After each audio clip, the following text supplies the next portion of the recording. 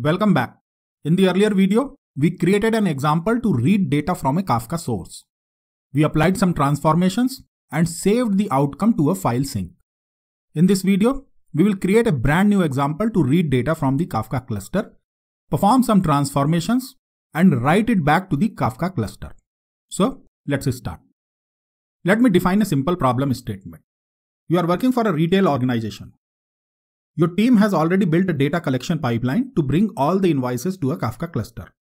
So, all your invoices are coming to the Kafka cluster. Now, you are asked to create a Spark stream processing application to achieve the following. Read all the invoices from the Kafka cluster, extract necessary information from the invoice record, and create a notification record for the customer. The notification record looks like this. It is a JSON record which shows only 3 fields.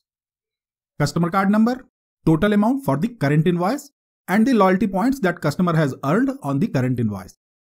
Finally, send the notification invoice to a Kafka topic. That's all. You are done. However, we have one more small requirement. Kafka topic receives data as a key value pair, right? So the requirement is to send the invoice number as a key and the notification record goes as a value. Make sense? A separate team will create a new application to read these notification records from the Kafka topic and send an SMS to the customer. How will you go about it? We already learned half of the things. You learn to read data from the Kafka topic, give it a schema, and transform the invoice record to the desired format. All that is simple because you already learned to do similar things, right? Let me show you the rest of the things. Here is my example project. I've got you some sample invoices in this file to test your application. I also have these scripts to start the Kafka cluster, create input and output topics, run a producer and a consumer. And here is the starter application code. I already have some code to do the following things. Create a Spark session. Define the invoice schema. Read a stream from the Kafka topic. Finally, I'm extracting the value field from the Kafka record and converting it to a data frame with a proper schema. Up to this point, everything is the same as we learned in the earlier video, right? Now all we need to do is to transform this value data frame to a notification data frame and send it to Kafka. But before I proceed further, I want to see this value data frame. We can print the schema of this data frame as we did in the earlier video. However, I do not want to look at the schema only. I want to look at the values also. Let me try showing this data frame. Can I run it?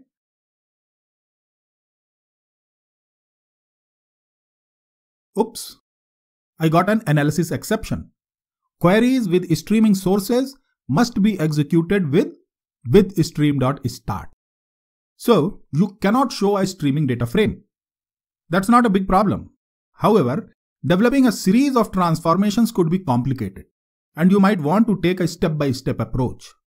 I mean, apply some transformation and show your data frame to see if you are doing it correctly.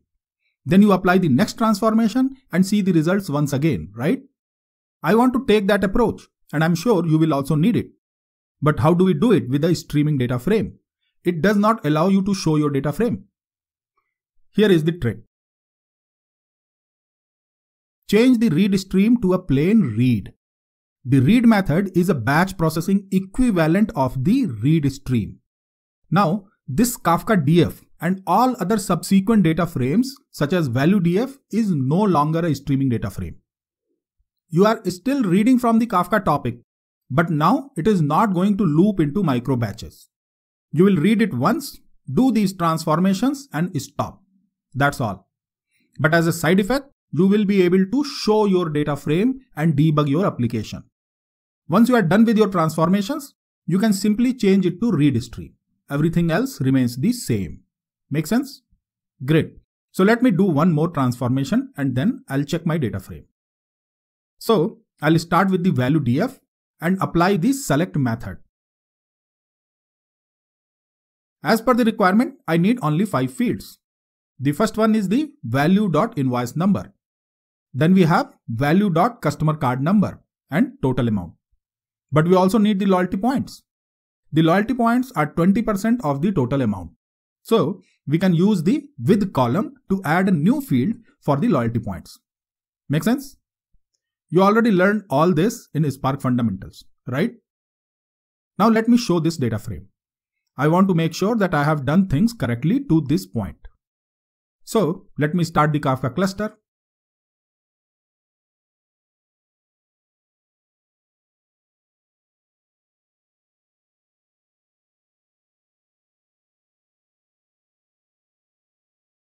Create a topic, start the producer, and send at least one record.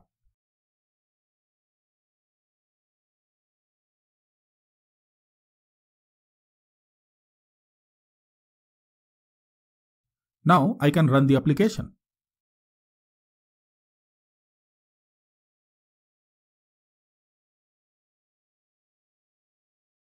Great, looks like I'm doing good, isn't it? So now we have a notification record. All we need to do is to create a Kafka sync and send it. That should be simple. Let me change this read method to the read stream. Now I'm ready to create a sync query and start it. Here is the writer query. Let me explain. We start with the notification data frame and use the write stream. I'm giving a name to the query. Format is Kafka. And I'm also providing connection details and the topic name. The output behavior is insert only. So I'm applying the append mode. We also need to give the checkpoint location and finally start the query. This all looks similar to the file sync, right? The only difference is in the format and these two options. Looks like we are done. However, there is a small gotcha. This query is not going to work. Why? Because the Kafka accepts a key value pair. And my notification data frame is not a key value pair. The notification data frame has got 4 fields like this. I showed you, right? We cannot send it as it is. And even Spark will not allow you to send it to Kafka. So what can we do? We must transform the notification data frame to the following structure. So if you want to send a data frame to Kafka, it must have 2 columns named as key and value. And you should also serialize your key and value to an appropriate format. We want to send the key as a string and the value as a JSON record. So we must transform the notification data frame to comply with the key value schema. Let's do it. So I'm going to create a Kafka target data frame. Start with the notification data frame and use the select expr method. My first column should be invoice number, renamed as key. The second column is a JSON record, right?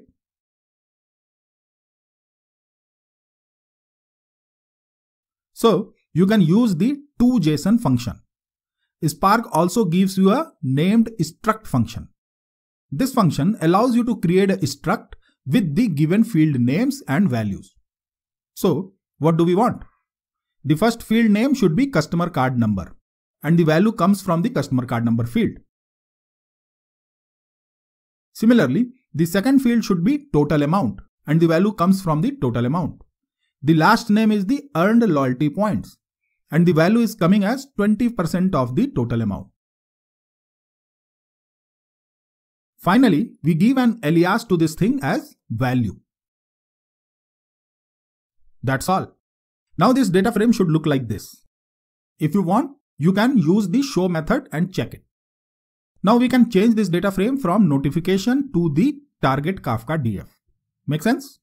That's all. We are done. Let me start the Kafka cluster.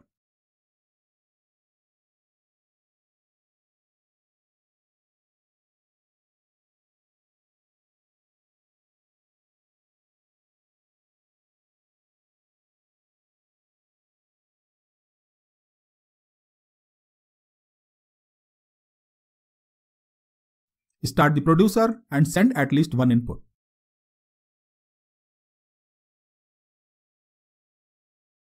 Now run the application.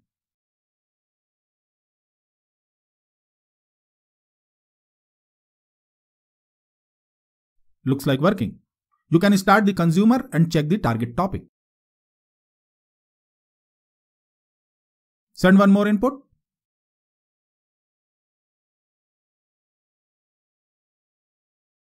Come back to the consumer and you will see another notification record. Great. So we learned to create a Kafka sink, right?